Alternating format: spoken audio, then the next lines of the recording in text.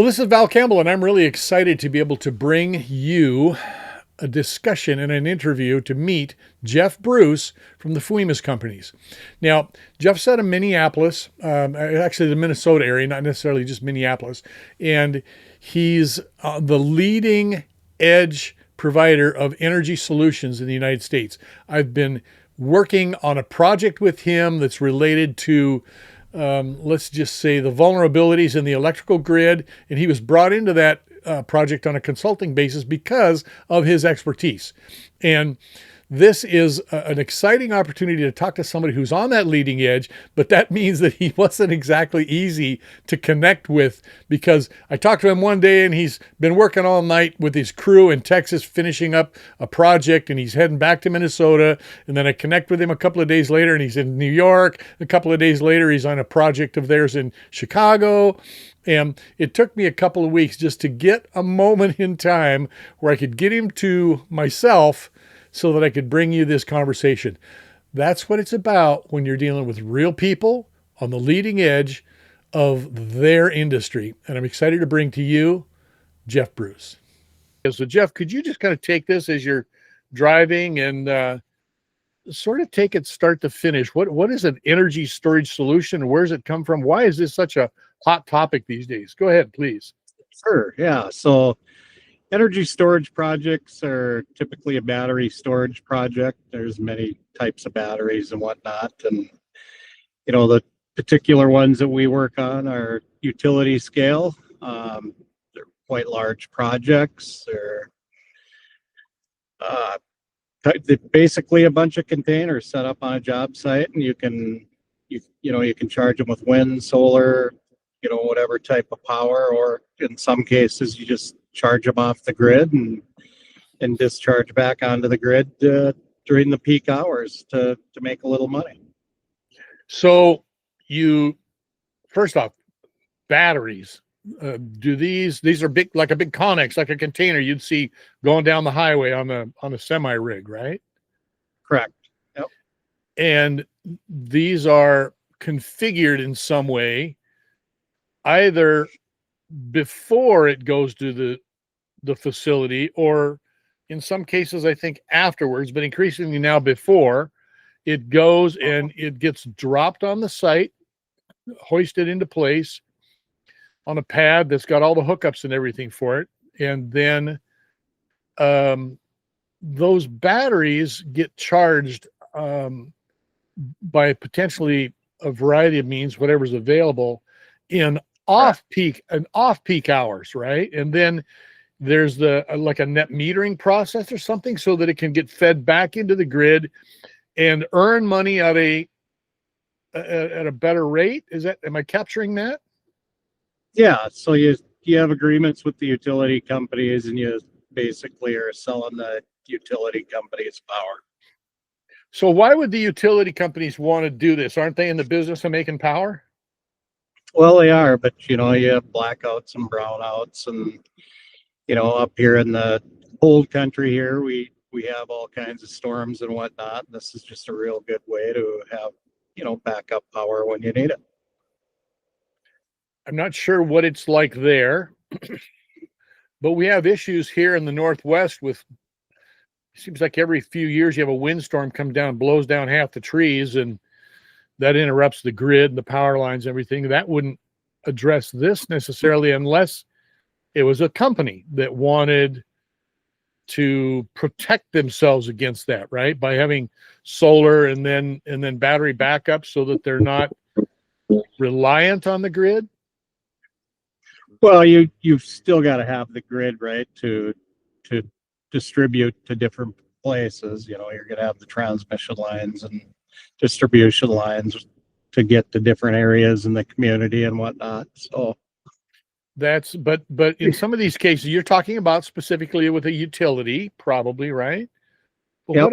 What about if there was an individual company that didn't want to be vulnerable, or wanted to capture more of their power and not have to pay the utility, but dispense back into their power needs? Yeah, you can definitely supplement your power requirements with battery storage. I've done some reading on this for a couple of different reasons. And there are certain places in the country that are more advantaged for wind. I happen to live in the Pacific Northwest in eastern Washington. There are a lot of wind turbines over here because there's up and down the Columbia River basin area and the Palouse. There's a lot of wind. There's also a fairly decent amount of sunlight, even in the winter. And of course, you get down into Arizona, Texas. Texas, I hear, is very big for this right now, and getting more so. Is that your experience too? Yeah, there's a lot of battery storage projects down in the Texas area, really through the entire U.S., but Texas is a hot spot for battery storage right now. So you have projects underway right now. I think you told me earlier you have 3 projects that you're currently installing. We have 3 projects that we're designing right now. We're the design team. We're basically doing the EPC work for the 3 battery storage projects up in New York. Today, actually, we had a couple of utilities call us and want to talk about some solutions for them as well. They're northern Midwest utilities that are asking for some help on, some battery storage as well. So one of them actually wants to do battery storage, and they want to do a data center and Bitcoin mining as well. So I know something about that industry, and that was largely overseas for quite a bit, taking advantage of low energy costs in, some of the almost kind of third world countries.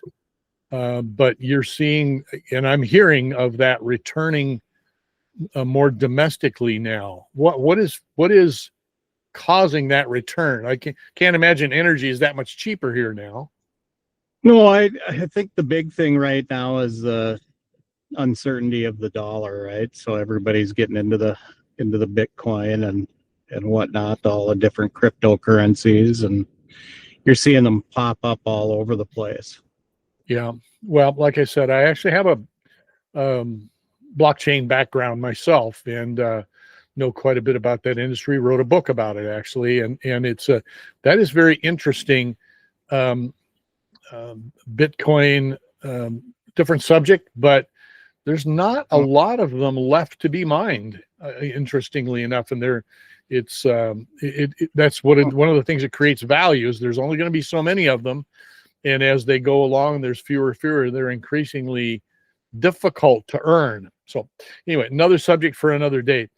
So how do these projects get started? You mentioned to me you got a couple of calls from utilities. So FWEMA's companies is obviously getting a reputation as a resource that utilities or individual companies can call. Is that the typical way they contact you? So we've got a marketing department that calls all the utility companies and lets them know what we've got for services and what we can basically do for them and whatnot. And if there's an interest, to let us know. We set up a meeting with them. It's typically a Teams meeting at first. They'll set it up. We do an introduction. It's either right out of the gate, it's either going to be a yes or a no. The nice thing is we're bringing not only the project development and whatnot, we also bring the financing as well. So we've got everything in-house. They don't have to worry about that. We set them up with the financing for the project. Some cases we have investors, some cases it's different family offices, whatever it is. So it's a turnkey system that we have. Very, very interesting. And I, as you and I have talked, I know that I just think this is really addressing an emerging market. What do you think? Where do you think the market is in terms of adoption? Are we at a 5% point, or of what we think is market potential across the next 10 years or so? Where do you think that is? Have you thought about that? I haven't thought about that, but really the battery storage systems are constantly evolving and they're getting better, every year.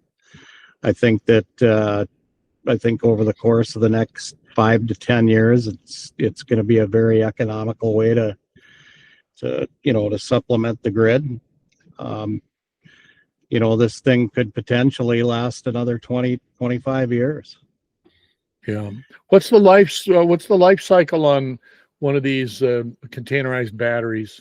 We try to size everything to a 25-year end of life, without supplementing or augmenting the battery storage. So keep it producing X amount over that course of time.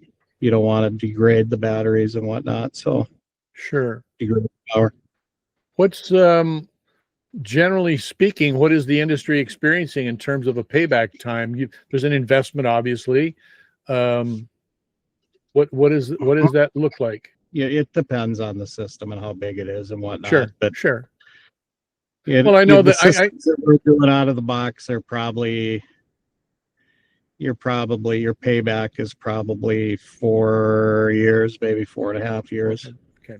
The reason I ask, I mean, obviously we're not looking for commitments here, but the reason I ask is because not too long ago, well, maybe it was longer than I remember, but the return on a solar system was about 20 years, and that was just about the length of life of the solar cells and the system itself, the panels. Now, I believe that the life expectancy of those systems has improved tremendously. Am I wrong? On the solar side, yeah, I believe it has. I wouldn't call myself a solar guru at all. I've installed solar systems. I'm not going to say they're my favorite thing to do, but well, I think it's a very, very interesting industry. I think that it's developing. The technology is developing all the time and getting better and better. I had an acquaintance that was an engineer with Rivian, the battery operated or the battery powered automobile company. And I was talking to him about this general concept or general discussion one day. And he told me that he felt that within 10 years or less, the efficiency and ability of these batteries was going to improve so much that it was going to be difficult for gasoline or diesel powered trucks even to really compete with it because of the efficiencies and the powered system. I just thought it was interesting. It's not something that I'm an expert on either, but he said that they're rapidly getting to the point with their R&D where these batteries will last a long time. They'll hold tremendously more power, and the motors get more efficient. So I don't know. It's just interesting. Sure. There's a lot of effort and R&D being put into this. So back to energy storage solutions in particular. If you have projects in California, Texas, New York, I know you got projects in the East Coast. How do you manage those? How do you man them? Do you have crews that travel all over the country? Yep, we have crews that travel all over the country. You got to subcontract some of that work out. For the most part, you can man the work. These projects, it's my perception that they don't have huge manpower needs. You're not talking about needing to hire 50 or 100 people, right? Depends on the job. Yeah. On the small jobs, you're looking at, the small systems that we're seeing a lot of today, you're looking at about 20 to 30 people. Interesting. But not all the same craft and same trade? Correct. Yeah, it'll be different craft. Yeah. Yeah. So, and size-wise, you're... Yeah, 5 megawatt. Yeah. 5 megawatt, not gigawatt. No, not gigawatt. I think we were talking the other day and somebody said gigawatt and you went, no, not gigawatt. 5 megawatt. That's All right. that's a I am, pretty big project. yeah, yeah, for sure. Jeff, I really appreciate you taking the time today to jump on here Sure. with us and help explain this a little bit and a little bit more about FUIMA's companies. And I will, as I publish this, I will have the links down below in the descriptions of how to get a Sure. hold of you if anybody's got any questions. Well, that was our conversation. I'm glad you got a chance to meet Jeff, somebody who's really on that leading edge. As you could tell, he was heading home to spend some time with his family on Halloween evening, dead tired from 3 weeks working around the clock in the field with his crews, meeting those customers' needs in energy storage solutions. Now, if you have any need for this, if this is something that your organization is looking at, please look at the information down below in the descriptions of this video and get a hold of us. We're going to be able to help you get that information, get proposals if need be. And we just want to really be able to help you and connect you to, such a great resource that Jeff is. And this is Val Campbell, and we'll be talking to you soon, I'm sure. Thanks.